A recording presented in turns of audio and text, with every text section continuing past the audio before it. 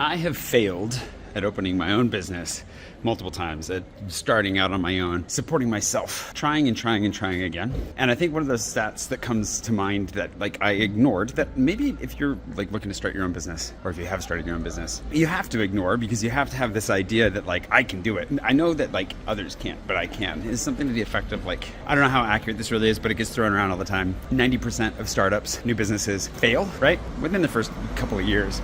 And there are a bunch of reasons for this. But when you stop and think about it, given how much you have to put into a business, whether that's time, money, especially money, the risk that goes into it, it's worse. Don't take this as financial advice at all. And I'm not advocating you should do this, but it's statistically worse than gambling.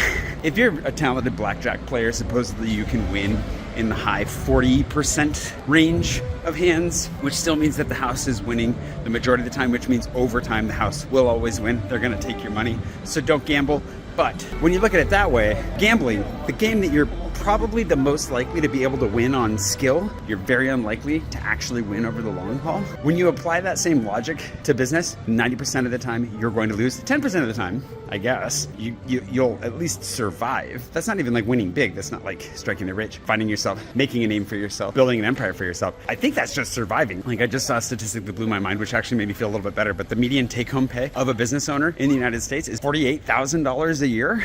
That's minimum wage in San Francisco, basically. What are we doing? So I'm in the pursuit of running my own business so much theoretically for freedom, for I'm learning, I'm growing, I'm always able to put myself back in it, try again. It's very hard, very stressful. Ends up really screwing with you sometimes. But I'm this deep in, and I'm in it for the long haul. That said, maybe it's a good thing I went in a bit blind, and maybe I'm not doing anybody any favors by saying this, but obviously if you're like me, you're not gonna listen to me and think oh, I'm in that big 90% chunk. You're gonna think, I'm in that 10% chunk. But at least you won't be able to say, I didn't try to warn you.